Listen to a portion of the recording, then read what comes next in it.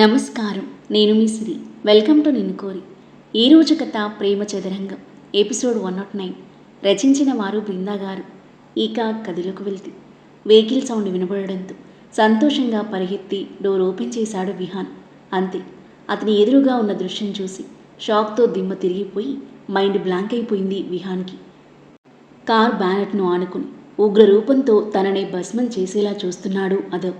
అతనికి ఇరువైపులా police department ఉంటే వెనకాల వెహికల్లు, తను పంపించిన మనుషులు ఒంటి నిండా దెబ్బలతో రక్తమోడుతూ కుప్పగా పడి ఉన్నారు. శవమై ఉంటాడు అనుకున్న అదవ్ యముడిలా తనకు ఎదురయ్యేసరికి ప్రాణభయంతో గుండెల్లో రైళ్లు పరిగెడుతున్నాయి విహానికి. పై ప్రాణాలు పైరైపోయాయి. ఒళ్ళంతా చెమటలు పడుతున్నాయి. అతనికి తన ప్లాన్ ఎలా తెలిసిందో అర్థం కాక పిచ్చెక్కి పోతున్నట్టుగా ఉంది. అంతలోనే మైండ్లో ఏదో తట్టి లేని ధైర్యాన్ని తెచ్చుకుని, అదవ్, నువ్వు బానే ఉన్నావుగా, ఏం కాలేదుగా, నీకోసమే వస్తున్నాను. ఈ సామ్రాట్ గాడు నిన్ను చంపాలని ప్లాన్ వేశాడు. ఎంత వద్దన్నా వినలేదు. వాణ్ణి చిత్తకొట్టి నీకు చెప్పడానికి వస్తున్నా అని అంటుండగాని అదవ్ చెయ్యి అతని చెంపను గట్టిగా చెల్లుమనిపించింది. దెబ్బకి ఎగిరి వెనక్కి పడ్డాడు విహాన్. ఆపరా నీ గుంటనక్క నాటకాలు అని బగబగా మండి చూపులతో లోపలికి అడుగుపెట్టాడు అదవ్. నేను చెప్పేది నిజం అదవ్, షటప్. అదవ్ బేస్ వాయిస్కి ఉలిక్కిపడ్డాడు విహాన్. అతని ఉరిమి చూసి సామ్రాట్ కోసం తల తిప్పిన అదవ్కి పక్కన రక్తం మడుగులో కనిపించాడు. ఒక్కసారిగా షాక్ అయిపోయిన అదవ్ మోకాలు నీళ్లకు తన్నిపెట్టి కూర్చొని సామ్రాట్ తలను చేతుల్లోకి తీసుకున్నాడు. సామ్రాట్, సామ్రాట్ అని పిలుస్తూ అతని చెంపపై తట్టాడు. ఉలుకు పలుకు లేదు. టెన్షన్ వచ్చేసింది అదవ్కి. హార్ట్పై చెవి పెట్టి హార్ట్ బీట్ చెక్ చేశాడు. ఊపిరి ఆడుతుంది. థ్యాంక్ గాడ్ అని రిలీఫ్గా బ్రీత్ తీసుకుని, కానిస్టేబుల్స్ వెహికల్ తీయండి ఫాస్ట్ అని అంటూ సామ్రాట్ను అమాంతం భుజంపై వేసుకుని బయటికి పరిగెత్తాడు. వెహికల్ స్టార్ట్ చేసి రెడీగా ఉన్నాడు కానిస్టేబుల్. సామ్రాట్ను వెనుకల సీట్లో పడుకోబెట్టగా మరో కానిస్టేబుల్ అతన్ని పట్టుకుని వెనకాల కూర్చున్నాడు. ఫాస్ట్గా హాస్పిటల్కి తీసుకెళ్లి ట్రీట్మెంట్ స్టార్ట్ చేయించండి, క్విక్. అదవ్ ఇన్స్ట్రక్షన్కి ఓకే సార్ అని బదులిచ్చి కార్ స్టార్ట్ చేసుకుని సామ్రాట్ను తీసుకెళ్లిపోయారు కానిస్టేబుల్స్. అదవ్తో పాటు డిపార్ట్మెంట్ దృష్టి అటువైపే ఉండడంతో అదే అదునుగా భావించి ఫాస్ట్గా బయటకొచ్చి తప్పించుకునే యత్నం చేసిన విహాన్. హ్యాండ్సప్. పోలీసుల గంభీరమైన స్వరానికి ఉన్న చోటుని ఆగిపోయి చేతులు రెండు పైకి పెట్టి బెదురుగా వెనక్కి తిరిగాడు. పోలీసులు గన్స్ గురిపెట్టి సీరియస్గా చూస్తుంటే అదవ్ కళ్ళలో నిప్పులు చిమ్ముతూ చూస్తున్నాడు. ఏం చేశావురా వాణ్ణి? నువ్వు అసలు మనిషివేనా? వాడు నీ అత్త కొడుకురా, చచ్చేలా కొట్టేస్తావా? ఉరిమి చూస్తూ అదవ్ అడుగు ముందుకు వేస్తుంటే భయంతో గుడికలు మింగుతూ వెనక్కి అడుగులు వేస్తున్నాడు విహాన్. మా చావుకి పెద్ద ప్లానే వేసి సంబరాలు చేసుకోవడానికి రెడీగా ఉన్నట్టున్నావు. కానీ బ్యాడ్ లక్. నీ చావు సంబరాలు నీ చేతుల్లో జరిగేలా నీ చావుకి నువ్వే ముహూర్తం పెట్టుకున్నావు. అతని మాటలకు బెదురుగా చూస్తూ వెనక్కి అడుగులు వేస్తున్న విహాన్ గోడ అడ్డుగా ఉండడంతో ఆగిపోయాడు. నువ్వు తప్పుగా అర్థం చేసుకుంటున్నావు అదవ్. అదంతా సామ్రాట్ చేశాడు, ఈశాన్విని దక్కించుకోవాలని అంటుంటే. ఇనఫ్. దిక్కులు పిక్కటిలేలా గట్టిగా అరుస్తూ విహాన్ పీక పట్టుకున్నాడు అదవ్. మెడ చుట్టూ బిగుసుకున్న అదవ్ చెయ్యికి తన మొహానికి అతి దగ్గరగా రౌద్రంతో ఎర్రగా మారిన అదవ్ను కళ్ళు తేలేసి చూశాడు విహాన్. నువ్వు ఏది చెప్తే అది నమ్మేయడానికి పిచ్చోళ్ళ కనిపిస్తున్నానా నేను? నీ బాబులాగే నువ్వు చేసిన నేరాన్ని సామ్రాట్ మీదకి తోసేసి ఎస్కేప్ అవ్వాలనుకుంటున్నావా? అదవ్ ఇక్కడ. నా నుండి ఎస్కేప్ అవడం నీ తరం కాదు. సామ్రాట్ చేశాడా అదంతా? మరి ఇదేంట్రా అని తన ఫోన్లో ఉన్న వీడియో ఓపెన్ చేసి చూపించాడు. ముందు రోజు మార్నింగ్ విహాన్ రౌడీతో ప్లాన్ గురించి డిస్కస్ చేస్తున్న వీడియో అది. ముగ్గురి ప్రాణాలు గాల్లో కలిసిపోవాలి, 20 లక్షలు ఇస్తాను, ఆధారాలు దొరకకుండా చేయాలి అని మత్తు మందు స్ప్రే కొట్టడం, ఇంటికి నిప్పెట్టి చంపేయాలి అని చెప్పడం మొత్తం ఆ వీడియోలో రికార్డ్ అయింది. వీడియో చూసి విహాన్ కళ్ళు బయలు కమ్మాయి. తను అస్సలు ఊహించని షాక్ అది. పళ్ళు నూరుతూ ఉరిమి చూస్తున్న అదవ్ కళ్ళలోకి సూటిగా చూడాలంటేనే భయం వేసింది అతనికి. ఏంటి షాక్ అయ్యావా? ఈ వీడియో నా దగ్గరికి ఎలా వచ్చిందనుకుంటున్నావా? నీ ప్రతి మూమెంట్ నాకు తెలుసు. నువ్వు ఎక్కడికి వెళ్ళేది, ఏం చేసేది మొత్తం నాకు తెలుసు. నీ బాబు చచ్చినప్పటి నుండి నీ మీద సామ్రాట్ మీద కన్నేసుంచా. మీ ప్రతి మూమెంట్ ట్రేస్ చేశా. వాడు మారాడు, కానీ నువ్వే నీ బాబే అనుకుంటే నీ బాబు కన్నా దారుణంగా తయారయ్యావు. నిన్న రౌడీగడికి కాల్ చేసి నువ్వు అర్జెంటుగా మీట్ అవ్వాలి అన్నప్పుడే నాకు డౌట్ వచ్చింది. వెంటనే నా గార్డ్ని అలర్ట్ చేశాను. నీ లొకేషన్ బట్టి నిన్ను ఫాలో అయ్యాడు. అక్కడ నీ ఈవిల్ ప్లాన్ బయటపడింది అంటూ షాకింగ్గా చూస్తున్న విహాన్ పీక మీద తన చెయ్యి మరింతగా బిగిస్తూ, మరి ముందే తెలిసిన యాక్షన్ తీసుకోకుండా సైలెంట్గా ఎందుకున్నానని నీకు డౌట్ రావచ్చు. నిన్ను నీ గ్యాంగ్ను రెడ్ హ్యాండెడ్గా పట్టుకోవడానికి, అందరినీ బుక్కలు తోయడానికే సైలెంట్గా ఉన్నానురా. నీ బాబు చావు కల్లారా చూసి కూడా నీకు బుద్ధి రాలేదారా? నీ బాబును చంపినప్పుడే నిన్ను వాడితో పాటు పంపించేద్దామనుకున్నా. కానీ వయసులో ఉన్నావు, మంచి ఫ్యూచర్ ఉంది, మారుతావేమో అని వదిలేశారా నిన్ను. కానీ నువ్వు మారలేదు, ఇంకా వదిలేది లేదు. నిన్ను నీ బాబు దగ్గరికి పార్సల్ పంపించేస్తాను. అదే ఆవేశంతో ఊగిపోతూ విహాన్ పీక పట్టుకుని పైకి లేపేశాడు. విహాన్ గుండెల్లో పిడుగు పడినట్లయింది. తను చేసిన నేరానికి జైలుకి పంపిస్తాడేమో అనుకున్నాడు. కానీ పైకి పంపిస్తాను అనేసరికి చావు భయంతో అతని గుండె వేగం అమాంతం పెరిగిపోయింది. తన మెడ చుట్టూ బిగుసుకున్న అదవ్ చేయికి ఊపిరి అందక కాళ్ళు చేతులు టపాటపా కొడుతున్నాడు. అదవ్ వదులు, అతి కష్టంగా మాట్లాడుతూ తన పీక మీదున్న అదవ్ చేతిని 2 చేతులతో వదిలించుకునేందుకు ప్రయత్నం చేస్తున్న విహాన్ అదవ్ కోపంగా తన కిందకు విసిరేసరికి భారంగా ఊపిరి తీసుకుంటూ దగ్గుతూ ఉన్నాడు. నువ్వంత ఈజీగా చావకూడదురా, నీ బాబులాగే కుక్కచావు చావాలి అని రొప్పుతున్న విహాన్ పొట్టలో బలంగా తన్నాడు. నొప్పికి విలవిలలాడుతూ ఉన్నా తప్పించుకోవడానికి ఎదురుదాడి చేసే ప్రయత్నం చేసిన విహాన్ అదవ్ ఆగ్రహావేశాలకు బలై ఒంటి నిండా దెబ్బలు తిని కింద నిస్సత్తువగా పడిపోయాడు. అయినా ఆవేశం చల్లారక విహాన్ను లేపి ప్లాంట్ రూంలోకి వెళ్ళేలా తన్నేశాడు అదవ్. ఇంకో 4 కొడితే వాడు చచ్చేలా ఉన్నాడు, మాకు వదిలేయండి సార్, మేము చూసుకుంటాం అన్న ఎస్ఐ వైపు కిల్లింగ్ స్మైల్తో చూసిన అదవ్ రౌడీలు ఉన్న దగ్గరికి కదిలి మత్తుమందు స్ప్రే పంప్సెట్ చేతిలోకి తీసుకున్నాడు.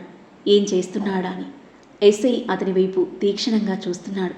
స్ప్రే పంప్సెట్ పట్టుకుని రూమ్ వైపుగా కదిలిన అదవ్ డోర్ క్లోజ్ చేయబోతుంటే తనేం చేయబోతున్నాడో రియలైజ్ అయిన ఎస్ఐ షాకింగ్గా చూస్తూ సార్ నో అని పరిగెత్తుకుంటూ డోర్ దగ్గరికి వచ్చేసరికి డోర్ క్లోజ్ చేశాడు అదవ్. చేతిలో పంప్సెట్తో మృత్యులా కనిపిస్తున్న అదవ్ను ప్రాణభయంతో చూస్తూ వెనక్కి పాకుతున్నాడు విహాన్. అదవ్ ప్లీజ్ నన్నేం చేయొద్దు, ఈ ఒక్కసారికి నన్ను క్షమించి వదిలే, నేను మళ్ళీ మీ జోలికి రాను అని దీనంగా వేడుకున్నాడు విహాన్. నీలాంటి నీచుణ్ణి అస్సలు క్షమించకూడదురా. జైలుకి వెళ్ళినా మళ్ళీ ఏదో ఒక దుర్మార్గ ప్లాన్ వేస్తూనే ఉంటాం.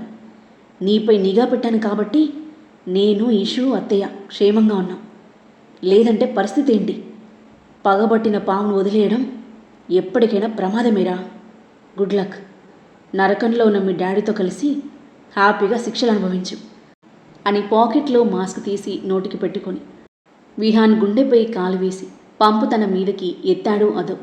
తను ప్రయోగించిన ఆయుధం తన మీదకి రివర్స్ అయి తన ప్రాణాలని హరించి వేస్తుంది అని అస్సలు ఊహించలేదు విహాన్. భయంతో గుడ్లు తేలేసి నో అని అరుస్తుండగానే అదవ్ అతని నోటిలోకి పంపు దూర్చి మత్తుమందు స్ప్రే చేస్తుంటే అతని ఆపడానికి ప్రయత్నిస్తూ గిల్లగిల్లా కొట్టుకుంటూ స్ప్రేకి ఊపిరి ఆడక క్షణాల్లోనే ప్రాణాలు కోల్పోయాడు విహాన్. అదవ్ భారంగా ఊపిరి తీసుకుని వదిలి పంప్ పక్కకు విసిరేసి మాస్క్ తీసి పడేసి డోర్ ఓపెన్ చేశాడు. అప్పటిదాకా డోర్ను బాదుతున్న డిపార్ట్మెంట్ వాళ్ళు డోర్ ఓపెన్ అవ్వగానే లోపలికి పరిగెత్తారు. జీవం లేకుండా పడి ఉన్న విహాన్ని చూసి చిన్నగా నిట్టూర్చాడు ఎస్ఐ. అదవ్ ఆవేశాన్ని చూశాక విహాన్కి చావు తప్పదు అని వాళ్ళకి ముందే తెలుసు. అలాంటి నీచుడికి తగిన శాస్తి జరిగింది అనుకుని కానిస్టేబుల్స్ తీసుకెళ్లి దహన సంస్కారాలు చేయండి అని ఎస్ఐ ఇన్స్ట్రక్షన్ ఇవ్వడంతో అలాగే సార్ అని వినయంగా బదులిచ్చి విహాన్ శవాన్ని మోసుకెళ్లారు కానిస్టేబుల్స్. థ్యాంక్ యూ ఎస్ఐ గారు ఫర్ ఎవ్రీథింగ్ అని షేక్ హ్యాండ్ ఇచ్చిన అదవ్ చేతితో చేయి కలిపాడు ఎస్ఐ. ఉన్న శత్రువులు పోయారు, ఇక రిలాక్స్గా ఉండండి సార్ సన్నని నవ్వుతూ అన్న ఎస్ఐకి బదులుగా చిన్న స్మైల్ ఇచ్చాడు అదవ్. వెహికల్లో రౌడీలతో పాటు అక్కడ పడి ఉన్న రౌడీలను ఎక్కించుకుని ఎస్ఐ తన టీంతో స్టేషన్కి దారితీయగా కార్ స్టార్ట్ చేసుకుని సామ్రాట్ దగ్గరికి బయలుదేరిన అదవ్ 2:30 గంటల ముందు తమ ఇంటి దగ్గర జరిగిన సంఘటన గుర్తుకు చేసుకున్నాడు. విహాన్ ప్లాన్ తెలిసిన అదవ్ విహాన్ మీట్ అయిన మెయిన్ రౌడీ ఫోన్ ట్యాప్ చేసి ప్లాన్ మొత్తం పసిగట్టాడు. అతని ప్లాన్ ప్రకారం తమ ఇంటికి కాస్త దూరంలో కాపు కాస్తున్న రౌడీలను డ్రోన్తో మానిటర్ చేస్తూ వాళ్ళ ఇంటి లోపలికి వచ్చేసరికి వాళ్ళకి షాక్ ఇవ్వడానికి రెడీగా ఉన్నారు. దొంగల్లాగా అడుగులు వేస్తూ ఇంటి గుమ్మం దగ్గరికి చేరుకున్న రౌడీలు ఎక్స్క్యూజ్ మీ అదో స్వరానికి ఒక్కసారిగా బెదిరిపోయి దొరికిపోయిన దొంగల్లా మెల్లిగా వెనక్కి తిరిగారు. నోటికి మాస్కులతో అదవ్, ఇషాన్వి. వాళ్ళకి ఇరువైపులా పోలీసులు కనిపించేసరికి అదిరిపడ్డారు ఆరుగురు. పంప్స్ డౌన్, హ్యాండ్సప్ అని ఎస్ఐ అనేసరికి వేరే ఆప్షన్ లేక పంప్స్ తీసిన ఆరుగురు రౌడీలు తప్పించుకోవడానికి ఒక్క ఉదుటన చెరో దిక్కు పరిగెత్తి చివరికి పోలీసుల చేతికి చిక్కేశారు. వాళ్ళ కోతి వేషాలకు ఊరికే జైలుకి పంపించడం ఇష్టం లేక అదవ్, ఇషాన్వి ఆ రౌడీలకి ఒంటి నిండా దెబ్బలు గిఫ్ట్లుగా ఇవ్వగా వాళ్ళను ప్యాక్ చేసి వెహికల్లో పడేశారు పోలీసులు. గాఢ నిద్రలో ఉన్న మనస్విని, సుగుణమ్మకి ఇవేవీ తెలియవు. విహాన్ భరతం పట్టే బాధ్యత తాను తీసుకొని ఇషుని రిలాక్స్డ్గా ఉండమని చెప్పి మనస్విని వాళ్లకు తోడుగా ఉంచి పోలీసులతో పాటు బయలుదేరాడు అదవ్. ఆలోచనల్లోనే సామ్రాట్ ఉన్న హాస్పిటల్కి చేరుకున్నాడు అదవ్. తన లోపలికి వెళ్ళేసరికి ఎదురుగా వచ్చారు కానిస్టేబుల్స్. ఎలా ఉంది వాడి కండిషన్? డాక్టర్స్ ఏమంటున్నారు? లోపలికి నడుస్తూ అడిగాడు అదవ్. ట్రీట్మెంట్ జరుగుతుంది సార్. కండిషన్ చాలా క్రిటికల్ అని ఇప్పుడే ఏం చెప్పలేమని చెప్పారు అన్నాడు కానిస్టేబుల్. ఆపరేషన్ థియేటర్ డోర్ పైనున్న గ్లాస్ విండో నుండి డాక్టర్స్ ట్రీట్ చేస్తున్న సామ్రాట్ను చూసి భారంగా నిట్టూర్చి ఇషుకి కాల్ చేశాడు అదవ్. బాల్కనీలో నిలబడి తన ఫోన్ కోసమే ఎదురు చూస్తున్న ఇషు టక్కున ఫోన్ లిఫ్ట్ చేసింది. అదవ్, అంతా ఓకేనా? విహాన్ దొరికాడా? సామ్రాట్ సేఫ్గానే ఉన్నాడా? అడిగింది టెన్షన్గా. విహాన్ గారు దొరికాడు, కానీ సామ్రాట్ చాలా క్రిటికల్ కండిషన్లో ఉన్నాడు ఇషు. ఏమైంది సామ్రాట్కి? ఆ విహాన్ గాడే కొట్టిపడేశాడు. వాడి దారికి అడ్డం వస్తున్నాడని కావచ్చు. సామ్రాట్ విహాన్ వెనకాల ఆ లొకేషన్కి వెళ్తున్నప్పుడే నాకు డౌట్ వచ్చింది, సామ్రాట్ చిక్కుల్లో పడతాడేమో అని. కానీ ఆ విహాన్ సొంత మనిషిని కూడా చూడకుండా అంత దారుణానికి పాల్పడతాడని నేను ఊహించలేదు. విహాన్ని జైలుకి తీసుకెళ్లారా? లేదు, శ్మశానానికి తీసుకెళ్లారు. ఏమంటున్నావు అదవ్? అంటే చచ్చాడా వాడు? అడిగింది షాకింగ్గా. అవును, చంపేశాను. అలాంటి రాక్షసుడు బ్రతకడానికి వీల్లేదు ఇషు. ఎప్పుడూ అంతం చేయాల్సింది, ఇప్పుడు చేశాను అన్నాడు అదవ్ ఆవేశంగా. ప్రాబ్లం ఏం లేదుగా? నీకేం కాలేదుగా? అంది గాబరాగా. ఏం లేదు, ఐఎమ్ ఆల్ రైట్. ఈషు రిలాక్స్గా బ్రీత్ తీసుకుని, మరి సామ్రాట్ పరిస్థితి ఏంటి? ఏమైనా ప్రమాదమా? అలా అయితే అనిక పిచ్చిదైపోతుంది. నాకు అదే భయంగా ఉంది. దాని అదృష్టం ఇంకా. ఇప్పుడే ఏం చెప్పలేమని అంటున్నారు doctors. Hope he will be out of danger అన్నాడు నిట్టూరుస్తూ. నేను వస్తాను హాస్పిటల్కి. ఇప్పుడేం వద్దిషు, నేనున్నానుగా, మార్నింగ్ రా. అలాగే. ఫోన్ పెట్టేసి సామ్రాట్ గురించి కలవరపడుతూ బాధగా చైర్లో కూర్చుంది ఇషు. మరోవైపు టెన్షన్గా చూస్తూ డాక్టర్స్ ఎప్పుడెప్పుడు బయటకు వస్తారా అని ఆపరేషన్ థియేటర్ ముందు అటూ ఇటూ తిరుగుతున్నాడు అదవ్. మార్నింగ్ 8 గంటలు. మత్తుగా నిద్రలేచిన అనిక ఫ్రెషప్ అయిపోయి కాఫీ తాగుతూ సామ్రాట్కి కాల్ చేసింది. నాట్ రీచబుల్ వచ్చింది. వెంటనే విహాన్కి కాల్ చేస్తే అది కూడా నాట్ రీచబుల్ వచ్చింది. ఇంకా లేవలేదా వీళ్ళు అనుకొని కాఫీ తాగేసి ఫ్రెండ్ ఇంటికని చెప్పి సామ్రాట్ వాళ్ళ ఫ్లాట్కి వెళ్ళింది. నైట్ హడావుడిగా వెళ్తూ సామ్రాట్ డోర్ లాక్ వేయకపోయేసరికి డోర్ ఓపెన్లోనే ఉంది. డోర్ తీసుకుని మెల్లిగా సామ్రాట్ గది డోర్ ఓపెన్ చేసింది. సామ్రాట్ కనిపించలేదు. ఎక్కడికి వెళ్ళాడు? సామ్రాట్, విహాన్ అని పిలుస్తూ ఫ్లాట్ అంతా వెతికినా ఇద్దరూ కనిపించలేదు. ఇదేంటి, డోర్ ఓపెన్లో ఉంది, లోపల వాళ్ళు లేరు, ఫోన్లేమో నాట్ రీచబుల్ వస్తుంది. గుండెల్లో ఏదో తెలియని భయం మొదలైంది అనికకు. ఏమైపోయారు? సామ్రాట్, ఎక్కడున్నావు అనే టెన్షన్తో తల పట్టుకున్న అనికకు అదవ్ గుర్తొచ్చి, బావకు చెప్దాం, ఎక్కడున్నాడో తెలుసుకుంటాడు అనుకుంటూ ఫోన్ తీసుకుని అదవ్కి కాల్ చేస్తుంది. ఆ తర్వాత ఏం జరగబోతుంది? అదవ్ సామ్రాట్ పరిస్థితి గురించి అనికకు చెప్పేస్తాడా? అనిక పరిస్థితి ఏంటి? తన ప్రేమ విషయం కైలాష్, అమృతలకు తెలుస్తుందా? ఈ ప్రేమ చదరంగం ఎలాంటి మలుపు తీసుకోబోతుంది? అద్భుతమైన కథనంతో ఊహకందని మలుపులతో మనసును హత్తుకునే సన్నివేశాలతో ఎంతో ఆసక్తిగా సాగి ఈ కథ యొక్క నెక్స్ట్ ఎపిసోడ్ కోసం మన నెక్స్ట్ వీడియో చూడండి. కథ నచ్చితే లైక్ చేయండి. ఈ కథపై మీ అభిప్రాయాన్ని తప్పకుండా కామెంట్ చేయండి. మరిన్ని ఇలాంటి ఇంట్రెస్టింగ్ స్టోరీస్ కోసం మన ఛానల్ని సబ్స్క్రైబ్ చేయండి. Thank you for listening.